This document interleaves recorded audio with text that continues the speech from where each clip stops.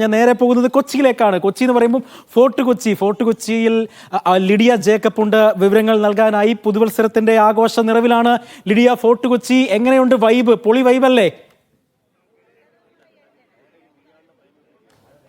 അജി, തീർച്ചയായും പൊളി വൈബ് തന്നെയാണ് കൊച്ചിയിൽ. കൊച്ചിയുടെ കേന്ദ്രബിന്ദു, അതായത് ആഘോഷങ്ങളുടെ കേന്ദ്രബിന്ദു എന്ന് പറയുന്നത് ഈ വെളി മൈതാനം തന്നെയാണ്. എനിക്ക് പിന്നിൽ കാണുന്ന ഈ കൂറ്റൻ പാപ്പാഞ്ഞിയെ കത്തിക്കുന്നതോടുകൂടി, കൃത്യം 12 മണിക്ക് കത്തിക്കുന്നതോടുകൂടി ഈ വർഷത്തെ എല്ലാ സങ്കടങ്ങളും എല്ലാ പ്രശ്നങ്ങളും ഒക്കെ തീർന്ന് പുതിയ പ്രതീക്ഷകളിലേക്ക്, പുതിയ സന്തോഷങ്ങളിലേക്ക് കൊച്ചിക്കാർ കാലെടുത്ത് വെക്കുകയാണ് എന്നാണ് വിശ്വാസം. ആ ഒരു ആഘോഷത്തിലേക്ക് തന്നെയാണ് കൊച്ചി പോയിക്കൊണ്ടിരിക്കുന്നത്. ആളുകളൊക്കെ വെളി മൈതാനത്തേക്ക് എത്തിക്കൊണ്ടിരിക്കുകയാണ്. ഇത്തരത്തിൽ ഹൈക്കോടതിയുടെ ഒരു ഉത്തരവ് പ്രകാരം സുരക്ഷാ മാനദണ്ഡങ്ങളൊക്കെ കൃത്യമായി പാലിച്ച് 70 അടി ദൂരപരിധിയിലാണ് പാപ്പാഞ്ഞിയെ ഇപ്പോൾ നിർത്തിയിരിക്കുന്നത്. അല്ലെങ്കിൽ പാപ്പാഞ്ഞിയെ കത്തിക്കുന്നതിൽ വലിയ സുരക്ഷാ ക്രമീകരണങ്ങളും കാര്യങ്ങളും ഒക്കെ ഒരുക്കിയിട്ടുണ്ട്.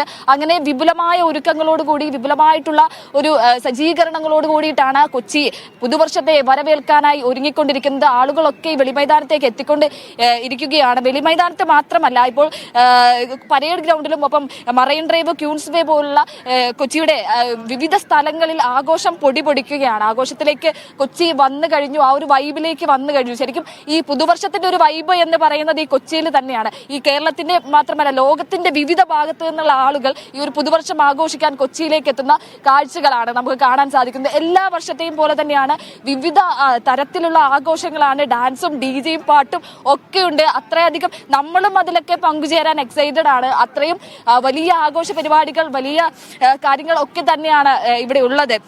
അത്തരത്തിലാണ് നമ്മുടെ സംഘാടകർ നമ്മോടൊപ്പം ചേരുന്നുണ്ട്.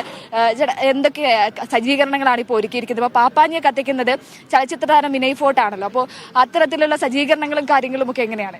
വിനയ് ഫോർട്ട് എന്തായാലും വളരെ നേരത്തെ എത്താം എന്നാണ് പറഞ്ഞത്. ഇപ്പൊ നിങ്ങൾക്ക് തന്നെ കാണാമല്ലോ, ഗ്രൗണ്ട് ഏകദേശം നിറഞ്ഞുകൊണ്ടിരിക്കുന്ന ഒരു സ്ഥിതിയുണ്ട്. എന്നാൽ പോലും ഞങ്ങളെ സംബന്ധിച്ചിടത്തോളം ഞങ്ങൾ 1 ലക്ഷം പേരെ അക്കോമഡേറ്റ് ചെയ്യാൻ പറ്റിയ 7.5 ഏക്കറുള്ള ഒരു സ്ഥലത്താണ്.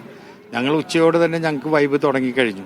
അതായത് കേരളത്തിന്റെ ചരിത്രത്തിൽ ആദ്യമായി, ഞാൻ ഇന്ത്യയൊന്നും പറയുന്നില്ല, ഞങ്ങളുടെ ഫോർട്ട് കൊച്ചിക്കാരനായ വിനയ് ഫോർട്ട് റിമോട്ട് കൺട്രോളിലായിരിക്കും ഈ പപ്പയെ കത്തിക്കുന്നത്. അതെ, അതിന്റെ ഏറ്റവും വലിയൊരു പ്രധാനപ്പെട്ട ഒരു കാര്യം എന്ന് പറയുന്നത് അത് തന്നെയാണ്. റിമോട്ടിലാണ് ഇപ്രാവശ്യം പാപ്പാഞ്ഞിയെ കത്തിക്കുന്നത്, കഴിഞ്ഞ പ്രാവശ്യത്തെ അപേക്ഷിച്ച്. ആ ഒരു പ്രത്യേകത. അതെ, അപ്പോൾ ഞങ്ങൾ ബഹുമാനപ്പെട്ട ഹൈക്കോടതിയും ബഹുമാനപ്പെട്ട സിറ്റി പോലീസ് കമ്മീഷണറും ഞങ്ങളോട് പറഞ്ഞത് പരമാവധി എല്ലാം ഒരു സേഫ്റ്റി ലൈനിലേക്ക് വരണം എന്ന് ചോദിച്ചപ്പോൾ അങ്ങനെയാണ് ഞങ്ങൾ ഗാലാഡി സംഘം ഇത് ആലോചിച്ചു കഴിഞ്ഞപ്പോഴത്തേക്കും അത് ഞങ്ങൾക്ക് കൈകാര്യം ചെയ്യാൻ പറ്റി. അപ്പോൾ വലിയ അടുത്ത് പോയി മാനുവലായിട്ട് തീ കൊടുക്കാതെ റിമോട്ട് കൺട്രോളിൽ നമുക്കിതെങ്ങനെ ചെയ്യാൻ കഴിയും എന്നുള്ളതാണ്. ഇപ്പോൾ നിങ്ങൾ കണ്ടോളൂ, കുറച്ച് കഴിയുമ്പോൾ ഇവിടെ മ്യൂസിക്കൽ ചെയർ നടക്കും. എല്ലാം പാശ്ചാത്യ സംസ്കാരത്തിന്റെ ഭാഗമല്ല, എല്ലാം ഭാരത സംസ്കാരത്തിന്റെയും കേരള സംസ്കാരത്തിന്റെയും എല്ലാം കൂടി. ഇപ്പോൾ വിവിധ ജില്ലകളിൽ വരുന്നവർ ഇവിടെ മ്യൂസിക്കൽ ചെയർ നടത്തും, ലെമൺ സ്പൂൺ നടത്തും. അപ്പോൾ അതിൻ്റെ അകത്ത് സമ്മാനങ്ങൾ മേടിക്കും. അപ്പോൾ മലപ്പുറം ജില്ലയിലുള്ള ഒരാൾ എറണാകുളം ജില്ലയ്ക്ക് പ്രൈസ് കൊടുക്കും, ഇടുക്കി ജില്ലയിലുള്ള ഒരാൾ കോഴിക്കോടുകാരന് പ്രൈസ് കൊടുക്കും. അങ്ങനെ മതസൗഹാർദ്ദത്തിന്റെയും മതേതരത്വത്തിന്റെയും വലിയൊരു സംഗമ വേദിയായി മാറുകയാണ്. ശരിക്കും ഈ കേരളത്തിലുള്ളവർ മാത്രമല്ല, മൊത്തത്തിൽ ലോകം മുഴുവനുള്ള ആളുകൾ ഇങ്ങോട്ടേക്ക് എത്തുന്നുണ്ട്. കൊച്ചി എന്ന് പറയുന്നത്, ഈ പുതുവത്സരം എന്ന് പറയുന്നത് തന്നെ കൊച്ചിയിലാണ്. വൈബ് എന്ന് പറയുന്നത് കൊച്ചിയിലാണ്. ആ ഒരു വൈബിലേക്ക് എത്തിയോ? ശരിക്കും എത്തിക്കൊണ്ടിരിക്കണം, എത്തിക്കൊണ്ടിരിക്കണം. ഇനി കുറച്ച് കഴിയുമ്പോൾ അതിന്റെ നിങ്ങൾക്ക് കാണാൻ പറ്റും. എങ്ങനെയൊക്കെയാണ് ഇപ്രാവശ്യത്തെ ഒരുക്കങ്ങളും കാര്യങ്ങളൊക്കെ? എങ്ങനെയാ ഈ സുരക്ഷാ ക്രമീകരണങ്ങളും കാര്യങ്ങളൊക്കെ ഇപ്രാവശ്യം വലിയ രീതിയിൽ കുറച്ചുകൂടി വിപുലമായിട്ടുള്ള രീതിയിലുണ്ടല്ലോ? തീർച്ചയായിട്ടും എല്ലാം പക്കയാണ്. പക്കയെന്ന് പറഞ്ഞാൽ നിങ്ങൾ കാണാൻ പറ്റും, ഭയങ്കര സെക്യൂരിറ്റിയാണ്. അതായത് കോടതി പറഞ്ഞതും പോലീസ് പരിപാടി ഞങ്ങൾ കേട്ട് ഞങ്ങൾ കറക്റ്റ് ചെയ്തുകൊണ്ട് പോയിക്കൊണ്ടിരിക്കണേന്. അപ്പൊ ഇപ്രാവശ്യം വൈബാണ്, പൊളിയാണ്. കൊച്ചിക്കാരൊക്കെ വൈബിലാണ്, എല്ലാരും പൊളിക്കും എന്നുള്ള ഒരു ആത്മവിശ്വാസം, അല്ലെങ്കിൽ അത്രയധികം ഒരു വൈബിലേക്ക് കൊച്ചി ഉണർന്നു കഴിഞ്ഞിട്ടുണ്ട്. സംഘാടകർ മാത്രമല്ല, ലോകത്തിന്റെ വിവിധ ഭാഗത്തു നിന്നുള്ള ആളുകൾ, വിദേശികളും ഇവിടെയുള്ള ആളുകൾ, ഫോട്ടോജിക്കാരും ഒപ്പം കേരളത്തിന്റെ വിവിധ ജില്ലകളിൽ നിന്നുള്ള ആളുകൾ എല്ലാവരും കൊച്ചിയിലേക്ക് എത്തിക്കൊണ്ടിരിക്കുകയാണ്. അല്പസമയത്തിനുള്ളിൽ ഈ വെളി മൈതാനം മുഴുവൻ ആളുകൾ കൊണ്ട് നിറയും, വലിയ ജനത്തിരക്കുണ്ടാവും. അതിനുള്ള എല്ലാവിധ സുരക്ഷാ ക്രമീകരണങ്ങളും കാര്യങ്ങളും ഒക്കെ പോലീസിന്റെയും ഫയർഫോഴ്സിന്റെ ഒക്കെ ഭാഗത്ത് നിന്ന് എല്ലാ കാര്യങ്ങളും ഒക്കെ നടന്നുകൊണ്ടിരിക്കുകയാണ്. സുരക്ഷാ ക്രമീകരണങ്ങളൊക്കെ കൃത്യമായിട്ടുള്ള രീതിയിൽ സെറ്റ് ചെയ്തിട്ടുണ്ട്.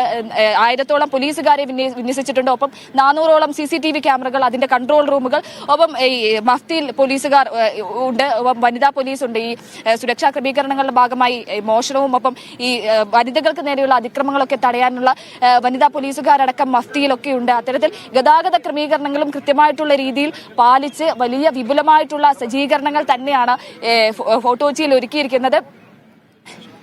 വിദേശികൾക്കും പ്രത്യേക ഒരു പവലിയൻ കൂടി ഒരുക്കിയിട്ടുണ്ട്. അതാണ് ഇപ്രാവശ്യത്തെ ഏറ്റവും വലിയ പ്രത്യേകത എന്ന് പറയുന്നത്. വിദേശികൾക്ക് ഈ പാപ്പാഞ്ഞിയെ കത്തിക്കുന്നത് കാണാനായിട്ടുള്ള മറ്റൊരു പവലിയനും കാര്യങ്ങളും ഒക്കെ ഒരുക്കിയിട്ടുണ്ട്. VIP-കൾക്കുള്ള ഒരു പവലിയനുണ്ട്. അപ്പോൾ വിദേശികൾക്ക് കാണാനുള്ള പാപ്പാഞ്ഞിയെ കത്തിക്കുന്നത് അടുത്ത് നിന്ന് കാണാനുള്ള ഒരു പവലിയനും കാര്യങ്ങളും ഒക്കെ ഒരുക്കിയിട്ടുണ്ട്.